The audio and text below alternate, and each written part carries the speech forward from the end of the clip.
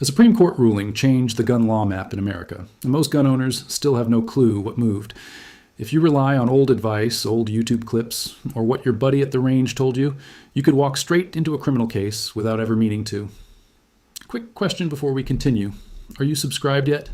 Because what I'm about to break down could save you from a life-changing mistake. Hit that button right now, because gun law does not care whether you were confused, busy, or just one update behind. Here's what just happened. A lot of people heard one big headline, then stopped paying attention. That was the mistake. The real story is not just one opinion, it's the ripple effect. The Supreme Court changed how courts look at gun laws, who can carry, who can be disarmed, what counts as a regulated firearm part, and even what the federal government can ban without Congress rewriting the law. First thing, public carry changed in a huge way. Before this shift, some states let officials decide whether your reason for carrying was good enough. That meant two people could have the same clean record, the same training, and the same background, but one got approved and the other got denied because some office decided one person had a special need and the other did not. The Supreme Court said that was not okay. In plain English, the court said the right to carry a handgun for self-defense does not belong only to people with special connections, special jobs, or special fear stories. Regular law-abiding people count too. Now this is where it gets interesting. A lot of gun owners heard that and thought, great, game over, every carry rule is dead. No, that is not what the court said. The court did not wipe out all gun laws. It said the government has to justify restrictions by showing they fit America's history and tradition of firearm regulation. That sounds simple, but it changed everything. Courts could no longer just say, well, this law seems reasonable, so we'll allow it. They had to ask a different question. Is this kind of rule in line with the kind of firearm rules this country has accepted before? Let me give you a real-world example. Imagine you live in a state that used to make you prove some special danger before you could get a carry permit. Maybe you own a small business, maybe you close late, maybe you carry cash. Before, an official could still say, not enough. After this Supreme Court shift, that kind of open-ended denial got much harder to defend. If you meet objective rules like age, background checks, and training, the state has far less room to say no just because they don't think your reason is dramatic enough. But here's the crazy part. That win for carry rights came with a trap hidden inside it. The court also said sensitive places can still exist. Schools, government buildings, and places like that did not suddenly become carry anywhere zones.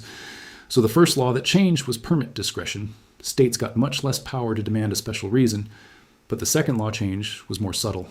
The court told states they cannot call an entire city a sensitive place just because it is crowded. That means lawmakers cannot point at downtown, public transit, tourist areas, or busy neighborhoods and just say, too many people, no guns. They need a real historical basis, not just fear of crowds. And that matters more than most people realize. Because here's what most people get wrong. They think the fight is only about getting the permit. It isn't. The fight is also about where that permit is actually useful. If you get licensed, then carry into a place your state still bans, you may still be in legal trouble. So the rule today is not carry anywhere. The real rule is you may have stronger protection for getting the permit, but location restrictions still matter, and some of them are still very real. That's why this shocked me. A lot of gun owners celebrated the carry decision, but almost no one read the fine print. The permit map changed, yes, but the location map is still a minefield. If you think your permit is a magic shield, don't make that mistake. If this is helping you, imagine what you'll learn in my next video about the 5 words that can protect you when police ask about your gun. Subscribe now so you don't miss it, because one sentence at the wrong time can create a problem no permit will fix. Now, let's talk about the third change, and this one hit a nerve. A lot of people believed the Supreme Court's earlier gun rulings meant almost any ban on possession was doomed. Then came the ruling involving people under certain domestic violence restraining orders. And the court said, not so fast. In plain English, the Supreme Court said a person can be temporarily disarmed when a court has already found that person poses a credible threat to someone's physical safety. That is a massive point, because it told lower courts something many people missed. The Constitution still allows some disarmament rules when they match a long tradition of keeping dangerous people from using weapons to harm others. Let me break this down for you. This was not the court saying the government can disarm anyone officials dislike. It was narrower than that. The order has to qualify. There has to be notice. There has to be a chance to be heard. And the case involved a court finding tied to a real threat. In other words, this was not a free pass for random gun confiscation. But it was a clear message that the Second Amendment does not block every law aimed at a person already found to be dangerous in a legal process. Here's a hypothetical example to explain this. Imagine a man goes through a court hearing. The judge finds he threatened an intimate partner and poses a credible threat of physical violence. Under this ruling, the government can temporarily bar him from possessing firearms while that qualifying order is active. A lot of viewers assumed the court would strike that kind of rule down. It did not. And here's the bigger story nobody was talking about. This case also changed how lower courts read the Carey decision from before. Some judges were acting like modern gun laws had to match old laws almost perfectly. Like, if there was no exact copy from the 1700s, the modern law must fail. The Supreme Court stepped in and said, basically, that is too rigid. The government does not need a historical twin. It needs a historical analogy. That means lower courts have a little more room to uphold some modern gun laws if they serve a similar purpose and burden the right in a similar way. Now, quick legal note. This is educational information, not legal advice. Always consult an attorney for your specific situation. That one sentence matters more than ever here, because two things can be true at once. One, the Supreme Court strengthened gun rights in important ways. Two, the same court also made clear that some restrictions will survive if they fit the nation's historical tradition. Most people think it's all or nothing, but the truth is, the law is moving in narrower lines than that.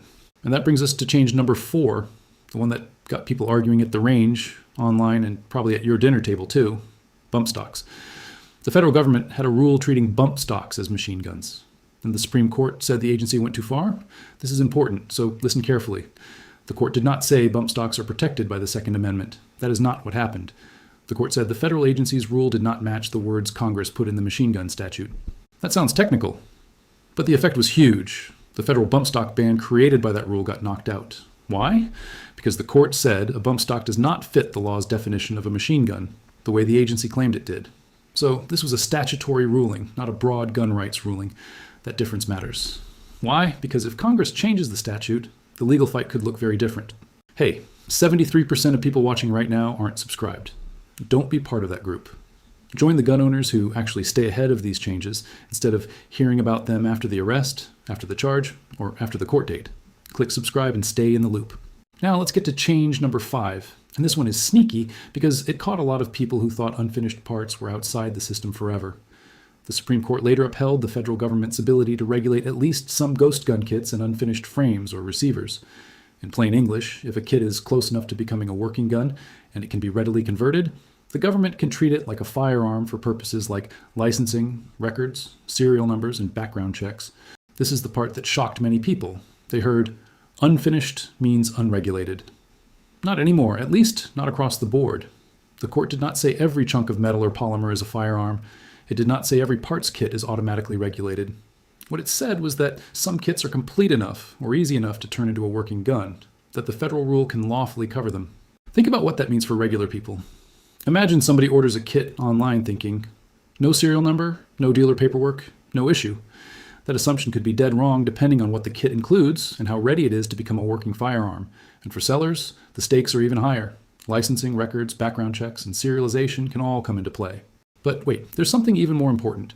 When you line these 5 changes up side by side, a pattern jumps out. First, the court cut back on subjective carry permit systems.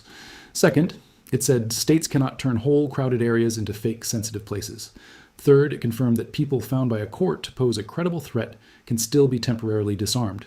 Fourth, it struck the federal bump stock rule because the agency's reading of the statute went too far. Fifth, it allowed regulation of some ghost gun kits and unfinished frames because they can be readily turned into working firearms. So what's the practical takeaway for you? Stop using one case to guess every other case. That is what gets people burned. One ruling may expand carry rights. Another may preserve disarmament in narrow situations. Another may strike down an agency rule. Another may uphold regulation of parts kits. If you only read headlines, you will miss the parts that actually control your risk. Here's what you should do now. First, check whether your state changed its permit process after the carry rulings. Second, check the exact places where carry is still restricted in your state, because I have a permit is not a defense to every location charge.